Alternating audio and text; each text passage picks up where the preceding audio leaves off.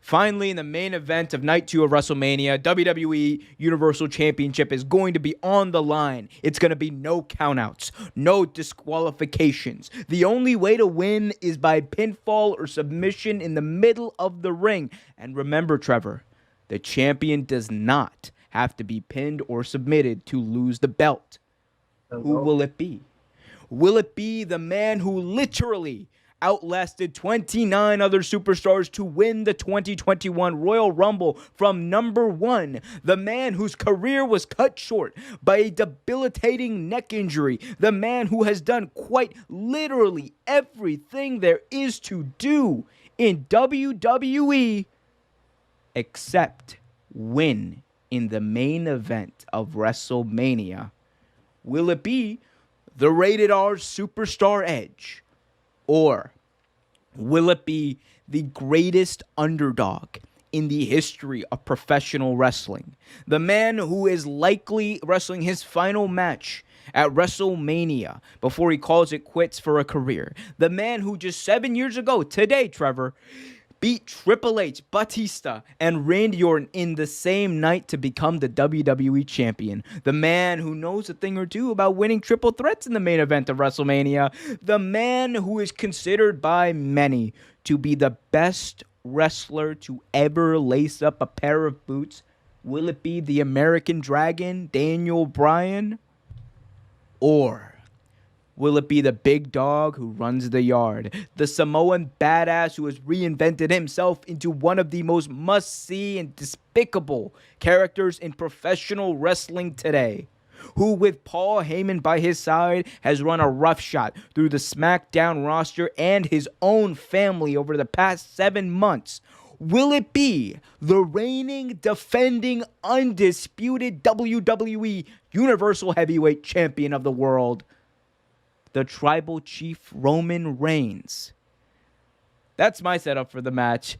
Trevor, as you can tell, I'm pumped. I had goosebumps, man. That was awesome. Like, I know. I gave you like the little Bruce Buffer from WCW. You did. Yeah, I'm. If you can't tell, I'm so pumped for this match. I think this is honestly one of the best main events build-ups, one of the best main event draw matches we've seen in such a long time, and I'm just so excited for it. Trevor, what do you think about the build up for this match and just how it was done and where we are right now? I can't argue with that. I mean, that amazing intro. But honestly, I'm excited as well. I really am. Like, this is probably going to be the best match of the night and might be match of the week. In match of the show. I think we both kind of agreed at first that Daniel Bryan wasn't necessarily needed to this match at first because of the fact that you had Edge coming in, and this first time he's well, not the first time he's headlined WrestleMania, but could be the first time he won the belt at WrestleMania. And I already thought you had a solid setup between him and Reigns. Him and Reigns on camera has been working since the get-go, in my opinion. But after seeing all three on the screen together, like, I honestly believe this is one of the better triple threats I've seen in a very long time. And the match is set up itself. They did good work. The writers did amazing work for this. As a fan, I am absolutely biased, completely biased. and honestly, I don't disagree that Daniel Bryan is quite possibly one of the best technical wrestlers I've ever seen in my life. I won't go as far as to say he's a full package because I think there are other ones out there that he goes in the category with. But I think he's one of the best technical wrestlers I've ever seen. Well, I remember the first match I saw him in was in ROH. And he was fighting Roderick Strong for the belt. And it was an amazing match, by the way. Both competitors, amazing. But also, I grew up Edge head, man. I watched Edge most of my life. Been a huge Edge fan, and again, he's never lost this belt. He never lost the championship. He had to quit. He never had the Universal belt, but he's never lost the belt.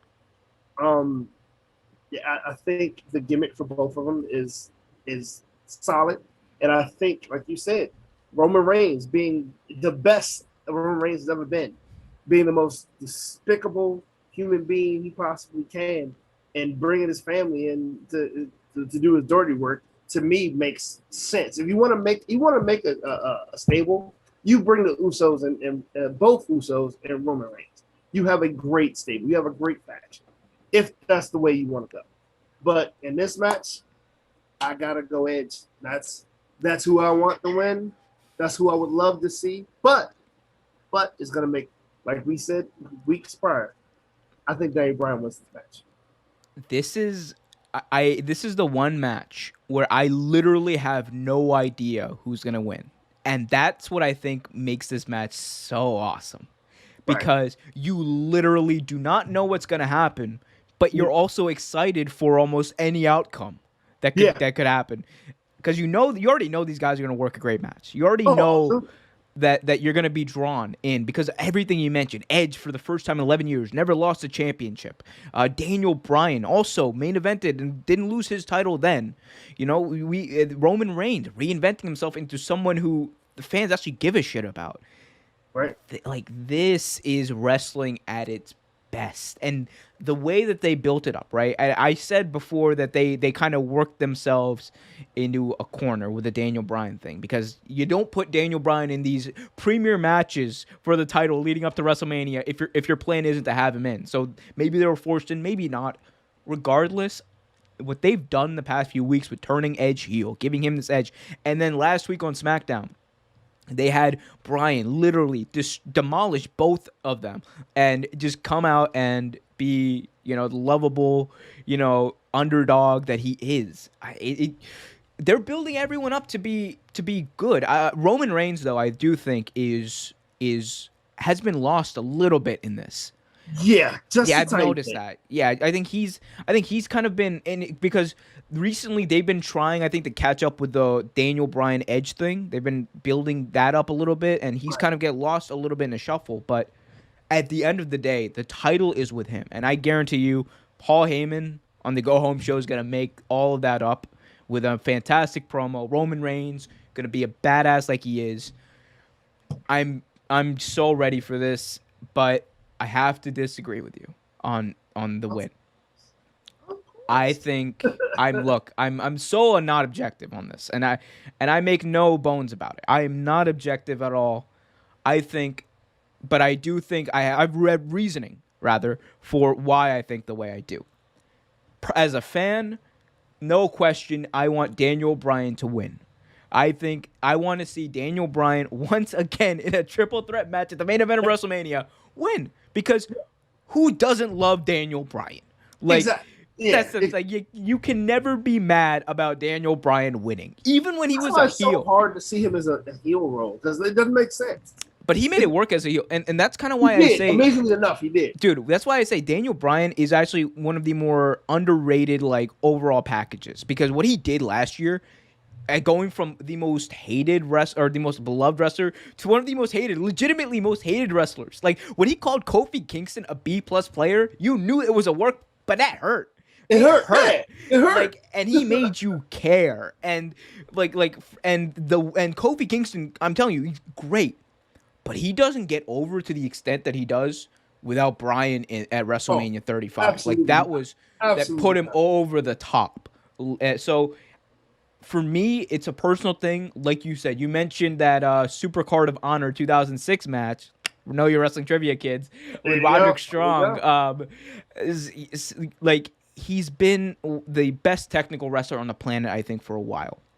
And we don't have to. No one has to agree with me that he's the greatest ever. That's not what I'm saying here. Yeah. But I think that for me, Daniel Bryan is who I'm rooting for, who I want to win, and who I really, really hope wins.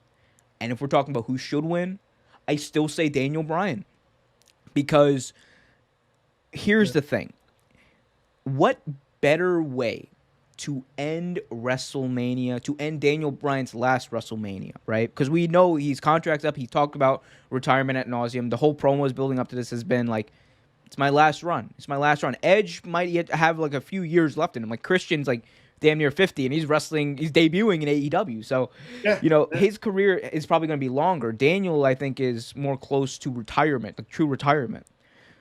What better way to go out than main event of WrestleMania, and what a better return to WrestleMania, to fans, than Daniel Bryan leading a yes chant of thousands of people, like in the first big event since the pandemic. Like that is, I think that's an image that everyone wants to see. And look, would if Edge wins, will I be excited? Yeah, but there's gonna be a little part of me that's gonna be like, man, it's they just dropped the ball, right? Yeah, I mean, not even drop the ball. I also think the character, the way the character's been built up, it doesn't work unless like you're gonna build Edge up to be, like a ruthless badass heel over the next few months. But that's Roman Reigns' gimmick on SmackDown. So it's a weird thing. I think the only way because you have two heels, right? You have two people working the match as heels, and usually in this kind of scenario, the face, the good guy, wins, and I think that's what you build around, right? So that could happen. Equally as likely that they just say, Roman, this is my fucking yard, and he goes over. And even if that happens, will I be upset? Yes, but in a much different way than I'd be upset about, like Roman winning, at WrestleMania 33 against The Undertaker.